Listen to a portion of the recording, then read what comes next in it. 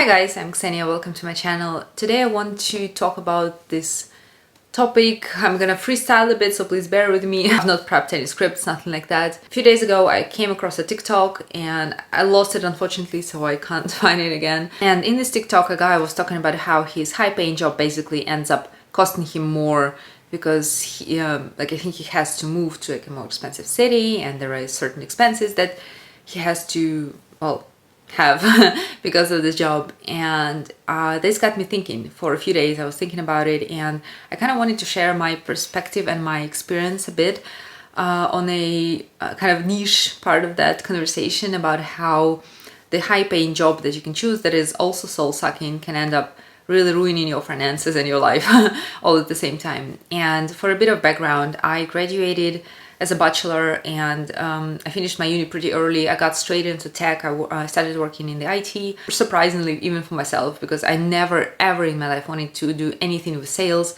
I ended up in the sales and partnership department, and I had the inside sales associate role where at the time when I joined, this was not actually about selling, otherwise I wouldn't have accepted the offer, but we were positioned as sort of this first point of contact for the lead with the company, right? So any requests coming through, it can be a cold request or questions about the functionality, so technical things, just random stuff, we would process it, we would talk to people, and then if we found out that, if we qualified the lead, right, if we saw that there's some potential for a sale there, we would pass them straight to the channel if it's a smaller deal, and to internal sales team, to actual salespeople if it was a larger opportunity prospect. And that's how it started. And I kind of was a bit lost after I graduated anyway, so I thought, well, all right, I'm gonna start that and see how that goes.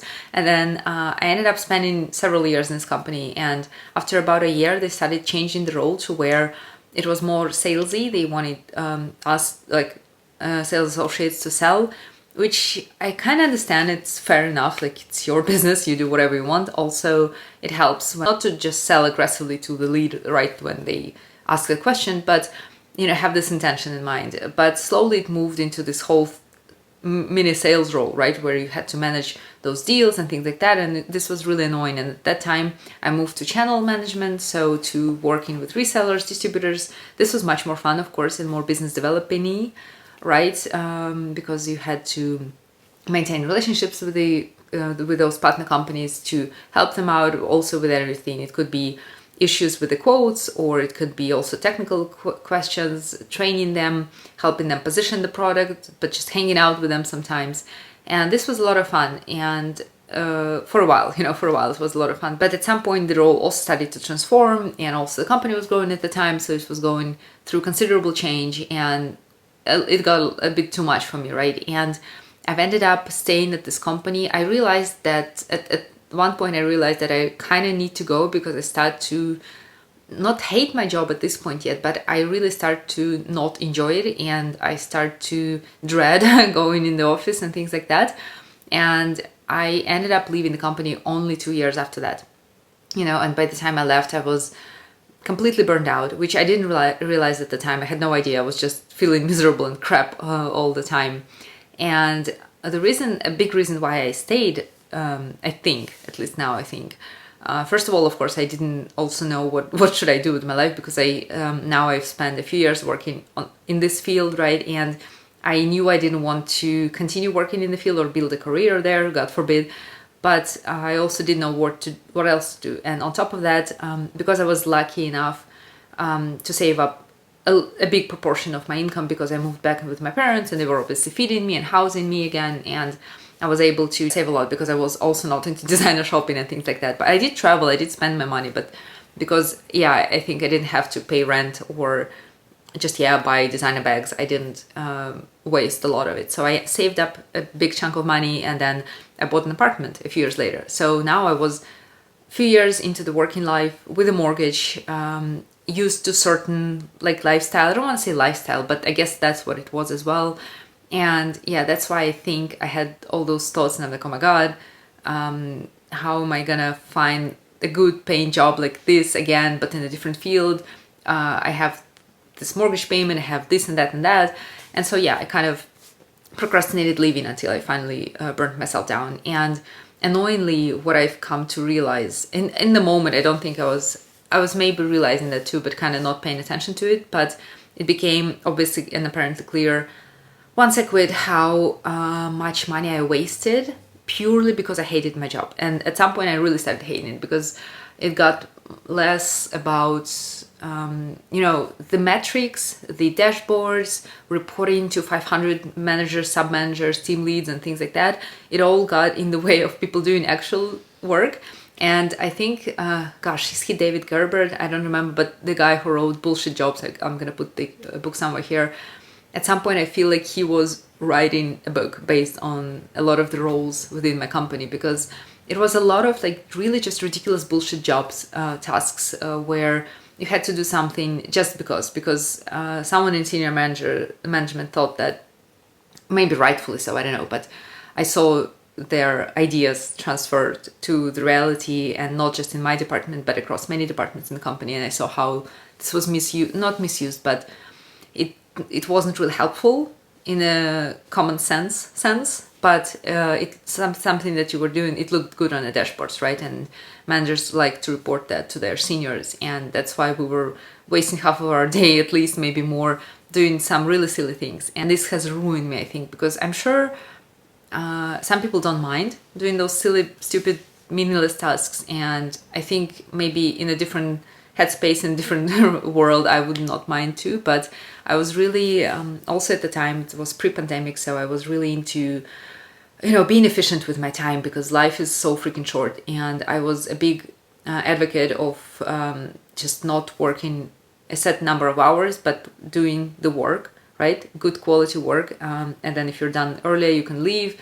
But this was not the vibe, and working from home was not the vibe, so you ended up spending a lot of time in the office, just wasting your hours away. And I don't want to say that the good work was penalized, but kind of, in a sense, because there was no incentive. Well, there was kind of an incentive, I guess, to do more, to work efficient and fast and good, but a lot of the time you would not get the promotion, you would not get your time back, recognition maybe a little bit, but it was not okay. And so at some point I started, even though I didn't really have much passion for the field, but I kind of enjoyed it here and there. So I was a pretty good employee. I was winning those quarterly prizes a couple of times. I was in the dashboards on top sometimes too, a lot of the times actually. So I was doing fine, but towards the end of my career there, I think I became the shittiest employee ever, because at this point I was burnt out again, and I couldn't really be bothered with much. And yeah, it's interesting how you kind of start as a one person, then you end your time with the company, right, as a whole different person. And yeah, so going back to the whole cost and how much the job cost you, I'm not even going to talk about the mental health cost and expense and just how much trauma you get from being burned out at work. That's not about that, but the actual finances, because I remember I was again burnt out, willing to just escape maybe a little bit or just do whatever to feel better. So what I would end up doing is go out for coffees, maybe during, not go out and sit in a cafe, but grab a coffee to go and go back, or just order expensive lunch, or not cook when I get home because I was not into it. I had no energy, so we would order food again from the restaurant or something like that. And I would also shop. I would buy maybe random clothes, or I didn't go for gadgets, thankfully, because I think that's where a lot of people spend a lot of money. But yeah, I was buying crap here and there, and some of it was good, and I'm still using it, some of the things I bought back then. But many of the spendings, I think especially on food, because I think food is such a source of happiness and just satisfaction, that I would resort to taking... there was a restaurant on the first floor in our business center, and just a bunch of places nearby, of course, so you could go take a cake here, a cake there, and then a coffee, and then lunch, and then something else. And I ended up just spending so much money on food, not even on, good food. Something sugary maybe, something exotic to make me feel good, like there was this happy moment during the day. And it sounds freaking sad when I say it out loud. It was really sad. It was a sad time in my life. Thankfully, I was also, because I was, feeling that my life is being wasted away. I started going to the swimming pool in the mornings a few times a week, so that was good before work. At least I got some movement. But yeah, I just did a lot of those, made a lot of those purchases that didn't really make sense. You know, I didn't really need them or want them, maybe not that much as I thought in the moment. I had this buyer's remorse, but I would just end up keeping the thing. And then when the weekend came, sometimes I would still, I'm a homebody still, right? So I would spend a lot of time at home, but also when I went out to the city, there were a lot of spending here and there as well. And so what ended up happening is I kind of wasted so much money that if you try to calculate it, like how much, the proportions, right, of my income that went to like basic needs, mortgage payment, wasted away and then spent on meaningful things, the wasteful part was really big. Now I understand that I could have easily accepted a different job in a different field with a much lower pay. But if I were excited about it, right? If I were happy about it, like when I started copywriting, I was so happy, you know, trying, doing that, waking up every day and just getting stuff done, that I didn't really need all of those superficial things to just fill my belly and my body and just distract me, you know, from how horrible my life is basically. And yeah, so I think it would financially and just mentally, of course, as well, make sense for me to leave the company earlier and then start working on something with lower pay and then build myself up.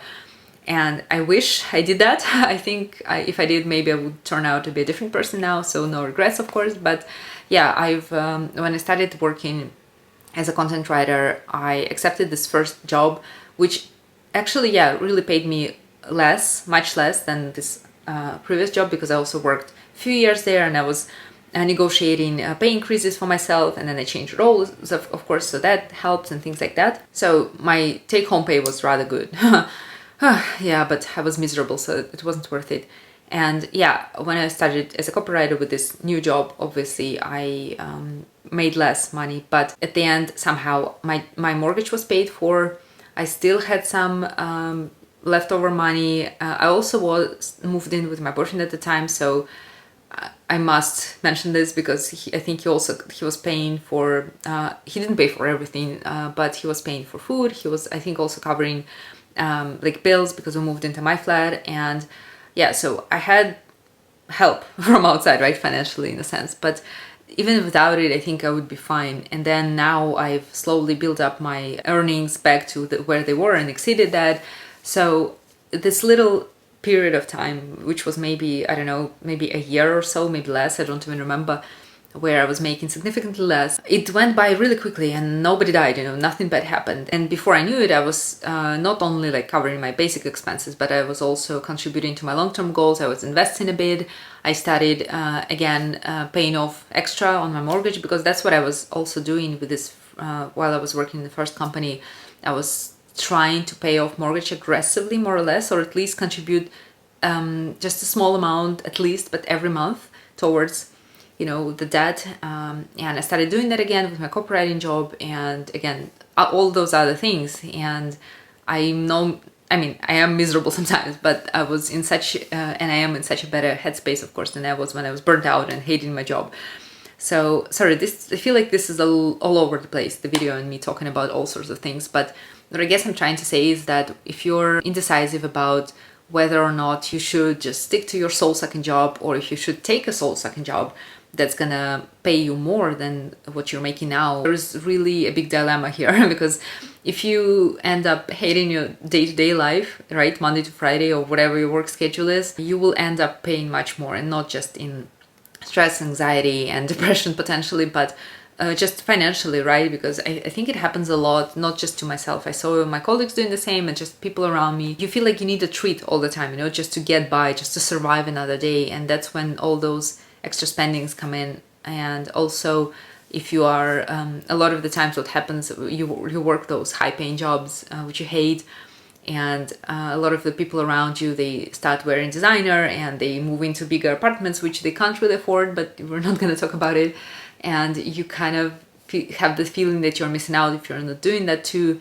And so, yeah, it's not just your consumerism and, well, you know, those basic consumerism things that are starting to happen, but you also want to elevate your lifestyle, even if you don't really, if you can't really afford it at the time. And this also creeps in on you a lot. The places you want to go on vacations and just things like that, it all adds up. So I guess the moral of the story here, for me at least, is that if I ever start hating my job like this again, hating my life a little bit because of it, I know now, firsthand experience, that I should really quit and just, I'll figure it out. I figured it out once or twice, I'll figure it out again. Nothing is worth your peace. And even if you think that, okay, I'll just, you know, do my best, I'll work a few years here, I'll make a lot of money, and then I'll leave the field. If you decide to do that, you have to be really diligent and kind of do those regular check-ins with yourself just to see if you really are doing fine, if you're not slipping down, right? If you're not starting to